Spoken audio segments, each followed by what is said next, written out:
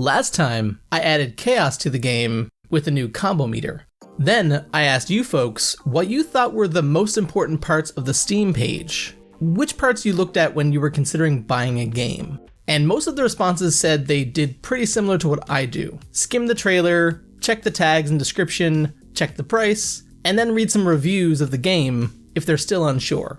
But the number one thing that kept coming up in all the comments was just how important the trailer was, and how you all disliked animated trailers, and you kept saying how important it was to see the actual gameplay of the game, which is kind of awkward considering, but we'll talk about that in the video.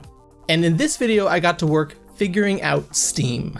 The first thing I had to do isn't really necessary, but as an adult who pays taxes, I need to do it. I had to create a business here in Canada. And I don't know where the heck the Canadian government is getting its on hold music, but it sounds like 1940s war era music being played through an old radio after being played on a record player. Give me oldies lo-fi any day, but this was just torture. I'll spare you the details of creating a business in Canada, but let's just say that it took a lot of time talking to some very nice, but boring people. The next thing was to finally create an account with Steamworks. But before I did this, I talked to a few other game devs I know online, like Penuzmic and Jonas Tyroller, to get an idea of what I was in for. They both had very different experiences by the sound of it, so it must be different based on your location somehow. But for me, the initial process was pretty smooth. I just filled out my information and sent it into Steam, and then 13 days later, even though the Steam page said 2 to 7 days, my account was approved and I was able to give them my money so we could get the Steam page started. I thought I was going to be overwhelmed by everything, but Steam actually had this handy little checklist to follow. One was for creating a store page with coming soon on it, and the other was a checklist for the actual published game.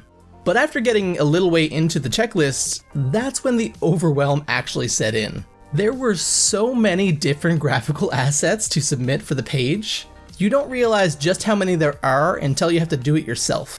There's the one that shows up when you search the game, the one that shows up in that search, the one on the store page, the store background image, the one that shows up in marketing material, the one in the library, the logo by itself that's actually not a part of the big library image for some reason, and just so many different little images used all over the store. So I broke the bad news to Art, who was going to have to make these images, and made a list for them along with all of the weird obscure sizes they needed to be in. And after they understandably had a little panic attack, they got to work. But I wasn't sure how long those new assets were going to take, and I wanted to get the page out sooner rather than later. So I took one of the pieces that Art had made before and chopped it up to use as temporary art for the page, because that way we could keep moving and make sure the page got out and that there was less of a time crunch on Art. But before I show you my beautiful image editing skills, I need to ask you a favor. Can you go wishlist the game on Steam? The page is up and there's a link in the description. Okay, so you go do that and I'll wait right here.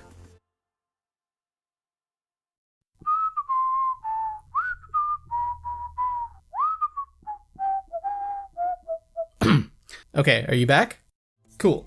So I got to work cutting up the art assets and creating the temporary art. It really didn't have to be pretty. It just had to be passable. So I have no idea why I tried so hard to make it look nice, but I did for some reason.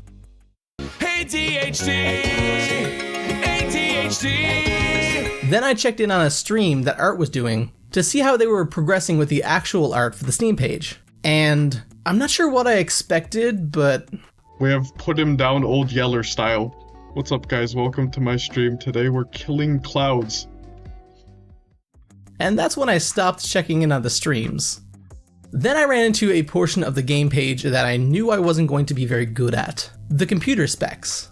I'm not a computer guy. I'm the kind of person that shows up in a store and asks the person working there, what's cheap but still good enough to do X? So when I saw this, I got a little nervous about messing it up. I thought it was some important thing that needed to be like perfectly right with some kind of testing, but after looking it up online, I found out that this is usually just a guess. Developers from all over were talking about how sometimes they would just try it on some old computers that they had available, and if the game ran well enough, that would be their minimum specs. So we had a relative of Art run the game and let us know how well it ran. and their response was that it's about the same range as other indie games. I looked at what other indie devs were putting up as their minimum specs, and now that's what we're using. And this was when I finally stumbled across the Steam page beta view that lets you see your unpublished changes, and my heart jumped out of my chest. It was a real Steam page. It looked janky, and there was no trailer, and the description wasn't really there yet, but it was our Steam page. But it's beautiful, and it's mine. It was so cool. After gushing over seeing our page, I got to work on that description. I jumped over to ChatGPT to help me out. I wasn't expecting much from ChatGPT, I usually don't, but oh boy, did it deliver some absolute garbage. But not to be too rude to the bot, it did give me a starting point to work off of. I ended up deleting and rewriting most of it, but it got me moving at least. I ended up looking at some other indie game descriptions to see if theirs were half as cringy as ours was. And I picked up a few little tricks that they were using, like Nuclear Throne calls itself a roguelike in its description. And I assume this is to sidestep the argument of, but you're not a real roguelike. No offense to people who think that's a thing, but like, at this point, language changes, it's evolving. To be honest though, it's not a matter of preference, it's just, if you look up roguelike on Google Trends, would you rather be on this line or this line?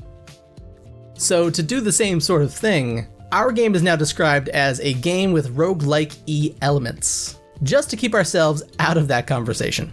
Then there was the Steam Tags Wizard, and at first I tried to put in a bunch of tags that I thought best suited our game, but the games like this example section giving me a bunch of games that I'd never heard of, and a lot of games that I didn't think were similar to ours at all. So I just straight up went to the games that had inspired our game and made our tags look similar to those, while of course still making sure that they weren't misleading or false. But I noticed that some of the indie games like Nuclear Throne were just using tags I hadn't thought to use, like the indie tag, actually. I had seen a bunch of videos where people had said not to use the indie tag in your game's list of tags, but before I added indie to the mix, we were getting some random games that nobody had ever heard of. So I decided to go against the advice and add indie to the list, which instantly changed our games like this section to align more with what I was actually hoping for. And this is when Art, traumatized and exhausted, dropped the art into our Discord server for me to use on the page.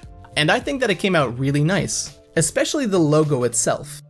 And after slotting it into the store page, the store page was looking great. The illustrations don't match the in-game art. It's not pixel art, but I think that's kind of normal. Like Nuclear Thrones doesn't use tiny pixelated characters in their promo art. And I absolutely love how the background turned out. And now, here's the awkward part about the whole trailer thing. We didn't make one yet. We're still in the process of switching out the old art in the game for the new art, so we can't really make a good trailer yet of gameplay because the old art kept on creeping in while I was trying to record, but that should be fixed in the next video, because we're going to be going through the remaining old art enemies and replacing that with new shiny stuff. A huge thank you to my patrons. Because of them, my coffee cup is full. And as always, the links to the places that I hang out are down below, and if you decide to click on one, then I'll see you there.